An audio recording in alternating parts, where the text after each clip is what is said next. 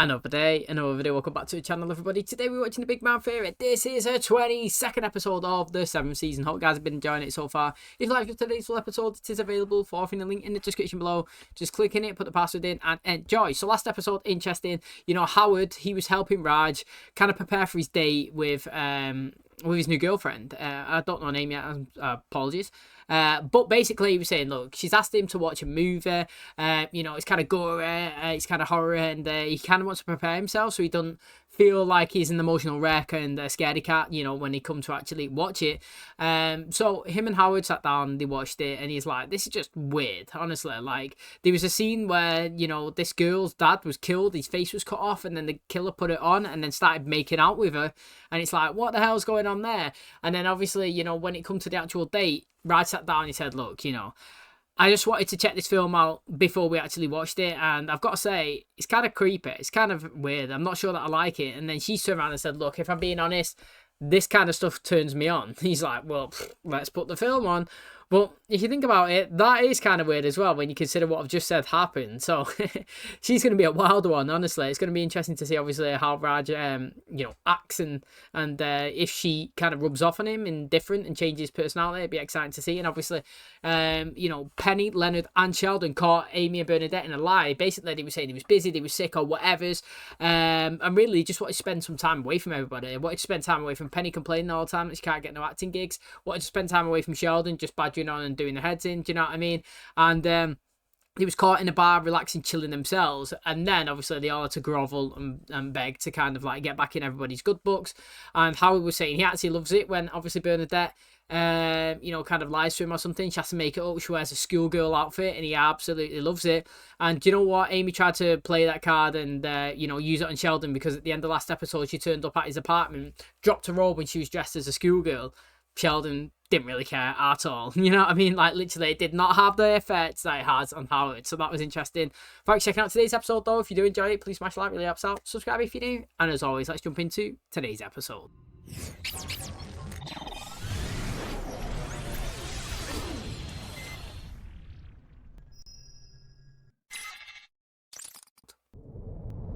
Gentlemen, Star Wars Day is rapidly approaching. We should finalize our plans. What, that's a real thing? It's Star Wars Christmas? You're ridiculous. That's Wookiee Life Day. It's not May the 5th, and it's not May the 3rd. It's May the 4th. May the 4th be with you. No, this face wasn't because I didn't get it. Come in. Hey, you got a second? Yes, actually, I'm glad you're here. I'm working on the Star Wars Day schedule. Now, I have a window built in after Phantom Menace for complaining. Sheldon, I've got some bad news. Just read online that Arthur Jeffries passed away. Your heart might be in the right place, but your head, chest, and arms certainly aren't. The funeral's on Sunday. But that's Star Wars Day. Of all the things about this that are sad, that might not be number one. After an owl eats, he spits up part of his meal that he can't digest in the form of a pellet. Isn't that a hoot? Look at him, Amy. It's such a shame. Struck down in the prime of my life. Mourning the inevitable is a complete waste of time. And watching a bunch of goofy space movies you've seen hundreds of times isn't? We were in a physical relationship. You just lost sex tonight. The thing is, yeah, mourning is not a waste of time. Because the whole point is to show that, well, first of all, it's not great that you're sad, but it is good that you're sad, because on the flip side is you're sad. You know, that is saddening.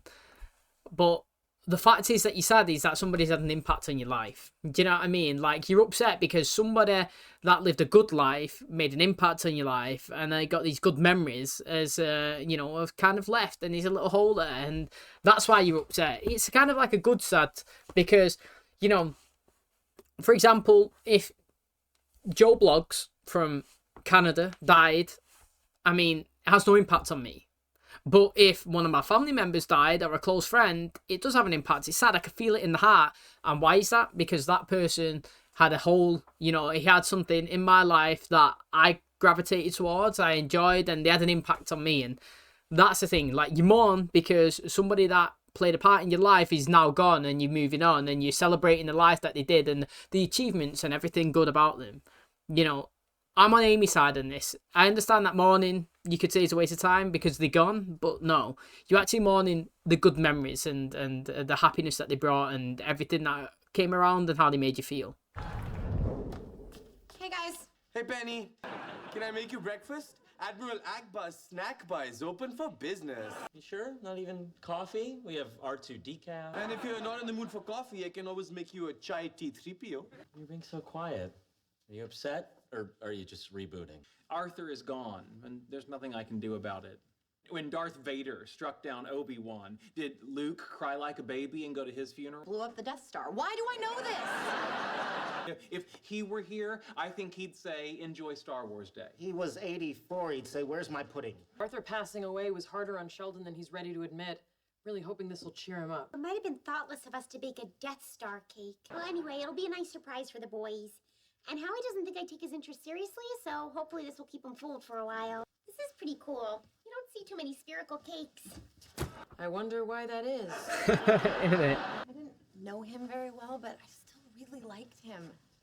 It's weird that he's just gone. I feel like I want to cry. No, I'm dry. He inspired a lot of people. Sure, he was my childhood hero, but the fact that I got to work with him side by side before he died it's a gift. It was a gift. I got your back. Do you know what, right? The thing is, I'm not a very emotional person, and like, you know, I've been to many funerals before where like I'm not, I mean, I'm sad for them, I am, but like visibly, like I'm not teary. But it's when I see other people being teary that then it'll make me teary. Does that make sense? You know, she felt like she wanted to cry and was upset, but the waterworks wasn't happening, and yet as soon as he started crying, she started crying. I feel like that's kind of the same with me. I never cry about anything, but when I visually see people that I care about upset, then it kind of like makes me start getting a bit not tired, a bit upset and a bit emotional as well. Episode 1, The Phantom Menace. Yeah, Howard, I think you of all people should avoid espousing the principle that if something is not our favorite, we should just get rid of it. Raj's favourite though. I heard this way of watching the movies called the machete order. You watch episodes 4 and 5, then skip episode 1, watch 2 and 3 as a flashback, and then finish with 6. Can we get through one holiday without you saying something ridiculous? You know what else was just a suggestion? Why don't we change the Raisin Bran box? He's taking this Professor Proton thing pretty hard. Should we try to console him? By staying here and watching the movie. That's what good friends would do. I do feel guilty about him. Me too. Maybe we should see how he's doing. Yeah. But after the cantina scene, obviously. The thing is though, right, if he's not going to watch it, he might as well have gone to the funeral. Look at Arthur. I'll never hear that laugh again. You never heard it that time. I thought you were dead. I am. Oh, it's fantastic. I was hoping I was going to haunt my ex-wife. I know why. You've come to me because my Obi-Wan. I'm not familiar with that. Is that an internet? Obi-Wan Kenobi is a character from Star Wars. After his physical demise, he comes to Luke Skywalker as his mentor in spirit form. Hey. Most of my robes open in the back. What is this? Oh, be careful with that. Oh, neato. I'm going to need a Band-Aid. Okay, your first funeral. Oh, I don't want to be a jerk, but it was kind of a bummer. No, I think more about if I have any regrets. What would you regret? You know, that I didn't travel more. I regret not saying yes when you asked me to marry you. And this is also not the right time. Do not propose. I know that face. That's your proposed face. Ain't it? I proposed twice, you proposed once, 2 to 1. Oh my, it's not a contest. I don't know what you're upset about. I'm the one who's losing. Okay, Leonard, will you He's going to say marry me? yeah. You reject me right now and tie things up. I knew that he was going to do something like that. That cake looks Did you ever decent. watch Professor Proton when you were a kid? My dad controlled the TV, so unless someone was a Texas Ranger, Jake, or the Fat Man, we didn't see it. I got into science because I was always the smallest kid in school, so I thought if I became a scientist, I could invent a formula that made me taller. How about you? Oh, I guess it must have been back when I was in the Girl Sprouts. Girl Sprouts? My mom made it up as an alternative to the Girl Scouts. She didn't want me selling cookies on some street corner like a whore. Innit? It is, if you think about it now, you know, there's a lot of strange people in the world, honestly, there really is. And, like, I don't know if I would be okay with my kids just out there, you know, selling cookies or doing lemonade stands, like, on their own. You know, when I was a kid, my mum used to just give me some money on a weekend and was like, mate, you just disappear and just come back tonight. Do you know what I mean? And for £10, so, I don't know, what's that, $12, $50, you know what I mean? Not a lot of money. I used to be able to leave the house, get the bus all the way into the city centre, go and watch a movie, then I could go to McDonald's, get the bus back, and I would still have a bit of change. And like every weekend, I used to get a tenner from the mum and used to go out and just have fun. You know, nowadays, one McDonald's is about $10. Do you know what I mean? It is crazy how everything's changed. But thinking back on it, you know, at 12, 13, just being left to get out the house at 8 o'clock in the morning and don't come back till late at night, it seemed totally normal. But nowadays, if I'd done that, if I had a daughter, if I had a son and was like, see ya, like, mate, I'd be panicking all day. Just because of the way everything's kind of changed. There's so many weirdos now, like, personally, I think anyway, that, like, you always have to check up and see where they are, you know what I mean? And see how they are and if they're safe, because you just never know what's going to happen. On the one hand, if I say yes. Say no, so we're done with this. Will you marry me or not? Ooh, interesting. Did you just propose to me again? Because I just heard, will you marry me? That's 2 proposals, 1 day. I love you. But no, I will not marry you. Now about that second proposal, on the one hand... Where are we? It's where Luke was trained in the ways of the Jedi. When Obi-Wan came to Luke on this very spot, he gave him all sorts of helpful advice. What do you got for me? Always get a prenup. Why do you think I'm here? I suppose it has something to do with your recent passing. No, I've already had to say goodbye to 11 Doctor Who's. My grandfather died when I was 5. My father died when I was 14. It's like all the men I've looked up to have gone away. What am I doing in the swamp? Dressed like Friar Tuck. Appreciate them, Sheldon. Heard you're having a rough day, all right? A lot of people showed up. Did you know that Arthur's son is a high school son?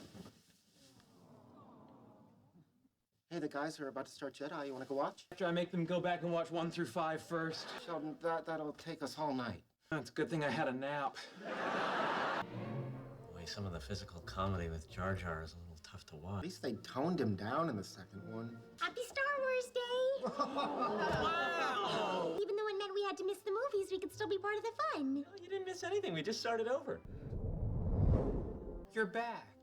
Yeah, apparently I'm here whenever you need me. Well, as near as I could tell, you fell asleep watching Star Wars, and now you're dreaming you're watching Star Wars. Don't you see a problem there? Not at all. Good luck to you.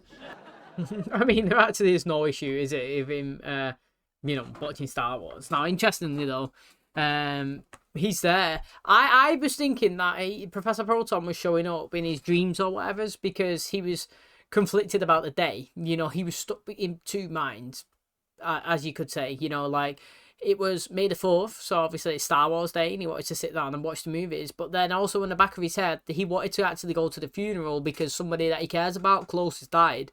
And he couldn't really make the decision of what to do, and he ended up, you know, getting overwhelmed and stormed off and went to bed. And he kind of crossed both of the worlds together. Do you know what I mean? He combined visually seeing Professor Proton as, obviously, costume design of Star Wars. And it was basically him, obviously, doing both events in a way, even though he attended none. And I was going to say, like, you know, the fact that he walked away and they watched the movies without him basically left his day pointless because he didn't get to watch the movies, nor did he get to go to the funeral. So then he kind of just wasted it altogether. He should have just gone to the funeral. But then, if you look at it, he's come out, he had a nap, and they've attempted to watch all the films again. So, I don't know. You know, I know that it's upsetting. I said it earlier on in the episode that when somebody dies, you mourn. But the fact is, it's more of a you know what I mean, celebration of life. Somebody there that's impacted you, done good things, and it is scary dying. It really is. And you know, as Leonard was saying to Penny, you know, you think about all the things that you could have done, learned the language, should have travelled more. But the fact is, you know, he's young. He's in his 30s. He's got every opportunity. He's already learned Klingon. He can learn another language as well. You know what I mean? He could travel around the world. even if you do one country a year for the next 30 years, that's 30 countries that you've been to. Do you know what I mean? You can experience all different cultures, all different places, and you know, it's never too young to start. You know, you're never too old, sorry, to do anything. You know, people say a degree. Oh, well, I didn't get my degree when I was younger. Doesn't matter if you're 30 or 40. You know, if you're going to retire in your 60s, you could use it for 30, 20 years, get you more money, educate yourself. You know what I mean? It's never too late to attempt anything. So, you know, you can have regrets, but if you have and you got concerns about them, just start it now. Do you know what I mean? Like, you could be in the same position now in 3 years' time, 4 years' time, or you could be in a better position in that time, glad that you've done something and not regretting that you should have done. So, I don't know. Leonard's young and he can move forward and do it, but it's going to be interesting to see, obviously, if he does take action. But today, it's sad Professor Proton's died. To be honest, he's been in quite a few episodes recently, if I'm being honest. But maybe that's the last of him. So if it is, rest in peace. You know, you've had a good one. Okay, that is going to wrap up today's episode. Thanks for checking out the channel today. Hopefully you guys enjoyed it. So, you know, not really much went on the episode, so it's not massive, really, like, outro, to be honest. You know, to be honest, you know, you could just say Professor Proton died, which is sad and upsetting, and obviously, you know, he's the reason why Leonard and Sheldon got into science in the first place when they was younger, and it felt like, you know, if he could do it, I could do it, and it elevated them into the position where he was, and you could see how excited he was when he first was introduced, you know what I mean, when he's coming up the stairs to the apartment. He was supposed to be doing, you know, activities and shows and things for children, and it was the adults that actually hired him, because obviously they wanted to meet one of their idols and somebody that got them into the industry where they are. And obviously he's had some recurring episodes where, you know, Sheldon considers him being a friend, and so does Leonard as well. You know what I mean? They say never really meet your heroes, but they've done it, and he was pleasantly surprised. You know what I mean? They enjoyed it, and he went from being somebody that they never knew and somebody they looked up to being somebody that they classed as a friend and go to the funeral. And obviously it's sad that he's gone, and you can see that it impact on both of them in different ways. And then, you know, most of the episode was basically revolved around Star Wars and being it May the 4th, and it was interesting that Penny is actually, you know, showing a bit of knowledge in terms of the franchise. You know what I mean? Like, through association with the guys, she actually knows things, you know what I mean, knows dates, knows rivalries, knows stuff that actually happens in the movies, and why, you know, things are going on. And she didn't even need to be explained why May the 4th was May the 4th. You know what I mean? She actually knew that. And I've always said it, and I'll say it again, but every time Penny displays some sort of, I wouldn't say it's being clever in that situation, but because it's a subject and a topic in an area that before she knew the guy, she had zero knowledge about at all, that when she displays some sort of knowledge of it and shows that she can talk their lingo, I always find it impressive, and I'd like to see more of it. Do you know what I mean? So, like, when she talks about movies, she talks about science, when she talks about Star Wars, she talks about Star Trek, you know, like, I like the fact that you can see her progressing in the knowledge of the field and being an association with them. I think it's interesting, and I think that we should play in it a bit more and get, like I said, I've always said it, but I would love it if Penny could full-on uphold a conversation in terms of a scientific lingo between Sheldon and Leonard by some point at the end of the show, and really surprise them with maybe a fact or some sort of knowledge, or get a question right that they didn't get or understand, do you know what I mean? Like, to show that how much she's progressed through the association with them. That will be really fun and interesting to see. But thanks for checking out today's episode. Hope you guys enjoyed it. If you did, please smash a like, really helps out. Subscribe if you're new. And as always, I'll catch you in the next one. Cheers, guys.